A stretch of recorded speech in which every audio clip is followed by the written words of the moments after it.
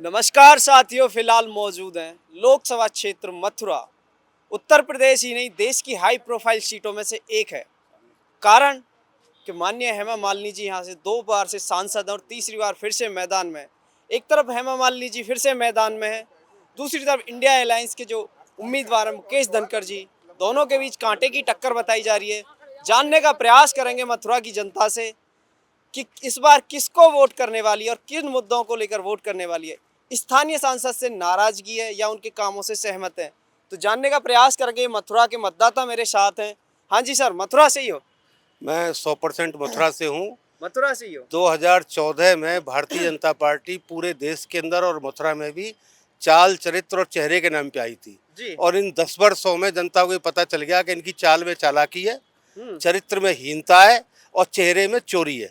इनकी चोरी पकड़ी गई और इनका चरित्र पकड़ा गया और इनकी चाल पकड़ी गई। मथुरा से हेमा मालिनी जी तीसरी बार मैदान में है। फिर से मैदान में क्या करने वाली है इस बार मथुरा की जनता? भारतीय जनता पार्टी को कोई दूसरा प्रत्याशी नहीं मिल रहा उनके मुकाबले पे। स्थिति उनकी इतनी खराब है कि ले दे करके उनके पास हेमा मालिनी के अलावा दूसरा कोई नहीं। जबकि मथुरा का अपना कोई प्रत्याशी नहीं है भारतीय मथुरा जनता का पार्टी के पास? प्रत्याशी है कांग्रेस के पास, कांग्रेस के पास धुआंधार प्रत्याशी है मुकेश धनखड़। और इस बार जो आम जनता की आवाज है वो स्थानीय की आवाज है। उन्होंने 10 वर्षों में देख लिया। हेमा जी की स्थिति है कि मथुरा में भी जब उनका डांस होता है ना तो वो पास लगा करके होता है और उस डांस की भी जो कवरेज होती है वो कवरेज किसी स्थानीय मीडिया के लोगों की नहीं होती, वो भी बेची जाती है। तो जो अपने नृत्य को मथुरा में ही बेच रही हो और पास लगा करके दिखा रही हो, ऐसे सांसद की कम से कम मथुरा में तो जरूरत नहीं। उन्होंने फिल्मों में खूब कमाया, मथुरा के लोगों ने टिकट ले लेकर उनको देखा, लेकिन जब वो सांसद बन गई हैं तब उनकी जिम्मेदारी ये बनती है कि कम से कम मथुरा के लोगों के लिए वो व्यापार ना करें। वो आज भी व्यापारी बनी हुई है। तो मथुरा के लोगों को व्यापारी नहीं चाहिए, यहाँ प्रतिनिधि की जरूरत है। मथुरा के लोग चाहते हैं कि ऐसा प्रतिनिधि जिसके कान पे उनका हाथ पहुंच जाए। और हेमा जी की स्थिति तो यह है कि कान पे हाथ पहुंचने की तो बात छोड़िए, उन तक पहुंचना ही भारी काम है। उनसे मथुरा की आम जनता उन तक पहुंच नहीं पा रही। अरे कोई सवाल, आम जनता की बात छोड़िए, भाजपा के विधायक नहीं पहुंच पाते। आप आम जनता तो बहुत बड़ी बात है। मैं कह रहा हूं कि उनसे मिलने के लिए कम से कम मोदी जी का लेवल चाहिए, कम से कम योगी जी का लेवल चाहिए। इससे नीचे तो भाजपा ही नहीं मिल सकते। जनता की क्या चल रही है? तो जिस प्रतिनिधि से, सांसद प्रतिनिधि से जनता नहीं मिल सकती, जनप्रतिनिधि नहीं मिल पा रहे, आपके विधायक, जिला परिषद कार में से उतार देती हैं, बदबू आती है उनको विधायकों से।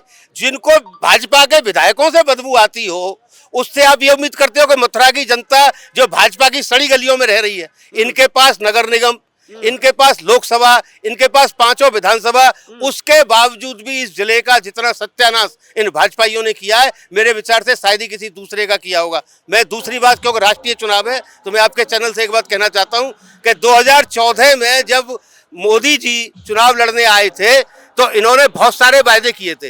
2014 वाले वायदे ये 2019 में भूल गए और 2019 वाले वायदे ये 2024 में भूल गए।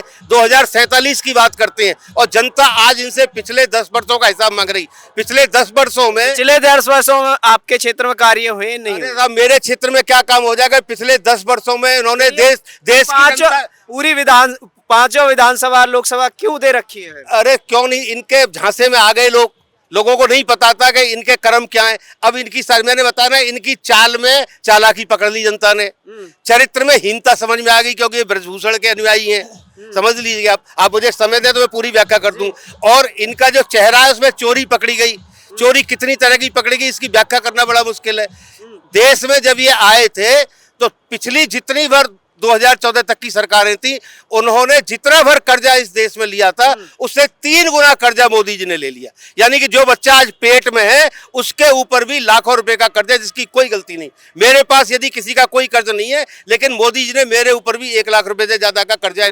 देखिए, ये जो 5वीं इकोनॉमी की बात है ना, इसमें मोदी जी का कोई चमत्कार नहीं है। ये जो इतना बड़ा देश है, इसमें किसान अपनी मेहनत करता है, अन्न उगता है, हमारे मजदूर अपनी मेहनत करते हैं, वो उत्पादन करते हैं। तो स्वाभाविक रूप से जो हमारी व्यवस्था है वो तो ऊपर जानी है। मोदी जी नहीं भी आते तो भी चली जाती। मैं आपको बता दूं, मनमोहन सिंह का जो 10 वर्ष का कार्यकाल है, ये मैं नहीं कह रहा, ये सरकार के आंकड़े कहते हैं, उनके समय में 10 वर्षों में जितना ट्रिलियन बढ़ा था उसके मुकाबले पर ये 70% बढ़े। आप समझ लीजिएगा, यानी कि 30% ये उसमें भी पीछे गए मनमोहन सिंह के शासनकाल के मुकाबले पे। तो इससे समझ में आता है कि ये जो ट्रिलियन है ना, इस ट्रिलियन से काम नहीं चलेगा। आम आदमी की पर कैपिटा इनकम क्या बढ़ी? आज जो स्थिति है, आम आदमी की आमदनी घटी, अडानी की बढ़ी है। मोदी जी तो कह रहे हैं इस बार मौका और दे दो, तीसरे नंबर पे ले आएंगे देश को। काय पे? तीसरे नंबर पे इकोनॉमी में। ये इकोनॉमी में तीसरे नंबर पे नहीं ले आएंगे, ये दुनिया में सबसे लास्ट में नंबर पे ले आएंगे। हम हंगर इंडेक्स जो होता है उसमें पीछे चले गए, जो हमारा हैप्पीनेस इंडेक्स होता है हम उसमें पीछे चले गए। इसके अलावा जो मानव विकास सूचकांक होता है, ह्यूमन डेवलपमेंट आंकड़ा जो होता है, हम उसमें पीछे चले गए।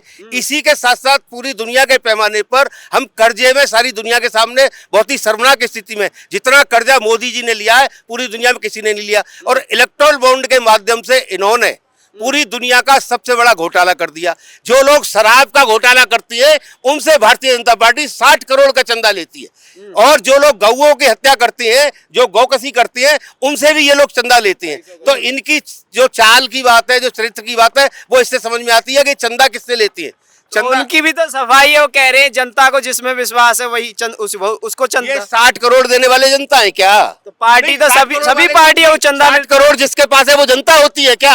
अरे 60 करोड़ वाले तो इस देश के लुटेरे होते हैं भाई, जनता के हाथ में तो कुछ नहीं होता। जनता तो वो है जो 2 जून की रोटी बड़ी मुश्किल से कमाती है, उस पर भी उन्होंने दूध पे जीएसटी लगा दिया, दही पे जीएसटी लगा दिया, बच्चे जो पढ़ने जाते थे उनकी रबड़ पे लगा दिया, पेंसिल पे लगा दिया, किताब पे लगा दिया, कॉपी पे लगा दिया, बस्ते पे लगा दिया, कुछ भी तो उन्होंने नहीं छोड़ा। अरे हम ब्रजवासी हैं, यहाँ दूध दही का मुफ्त का खाना पीना हुआ करता था, हमारे यहाँ कृष्ण को दूध दही के नाम से जाना जाता है। आज इन्होंने बच्चों के मुंह से दूध छीन लिया, बच्चों के मुंह से दही छीन लिया, मट्ठा छीन लिया, 18%, 12%, 4%, 7% सारी चीजों पर उन्होंने जीएसटी लगा करके देश की गरीब जनता को बेहाल कर दिया।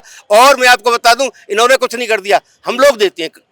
सरकार चलती कहां से? हम लोग जीएसटी देते हैं, हम लोग इनकम टैक्स देते हैं, हमारे पैसे को ये इकट्ठा करके अडानी को दे देते हैं। 15 लाख करोड़ का जो कर्जा माफ किया गया उद्योगपतियों का, वो किसने किया? मोदी जी ने किया। क्या इस देश के गरीब किसानों का कर्जा माफ किया इन्होंने? नहीं किया ना। ये जो खाद का कट्टा 50 किलो का आता था, उस कट्टे को इन्होंने 40 किलो का कर दिया। ये तो खाद खा गए। ये तो है राष्ट्रीय मुद्दे। स्थानीय मुद्दों के बारे में बात कर रहे हैं, राष्ट्रीय मुद्दे की बात कर रहे हैं। जो होर्डिंग जो लग रहे हैं ना, उसमें एक भी स्थानीय मुद्दा नहीं है। मोदी की गारंटी, अरे मोदी की गारंटी कौन लेगा? पहले ये तो बताओ, तुम्हारी 2 करोड़ रोजगार की गारंटी का क्या हुआ? प्रतिवर्ष देने वाले थे तुम, 15-15 लाख गारंटी कर रहे थे घर पहुंचाने की, उस गारंटी का क्या हुआ?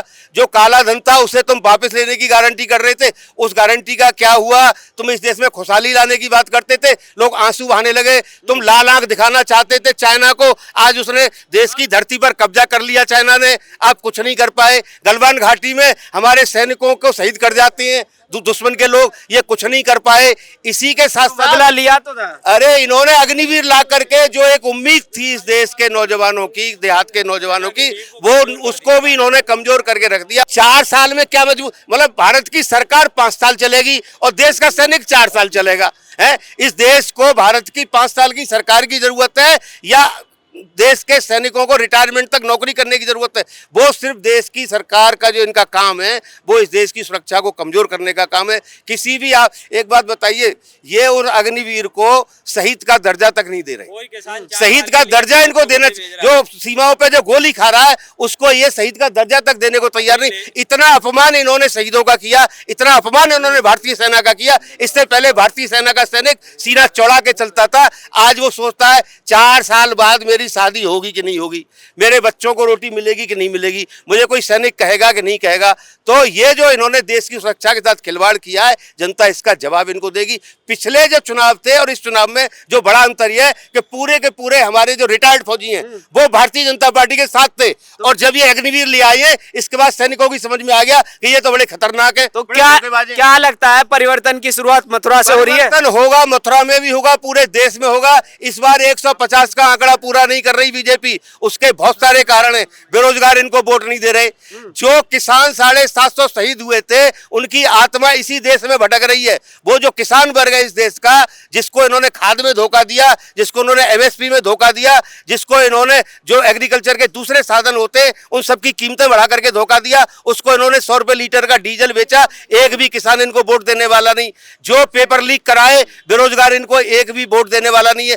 जिन महिलाओं को इन्होंने ठगा, हमारे देश की महिलाओं ने देश का नाम रोशन किया, ओलंपिक में पदक ला करके, और इन्होंने उन महिलाओं को अपमानित किया दिल्ली में, किसकी वजह से? ब्रजभूषण शरण की वजह से।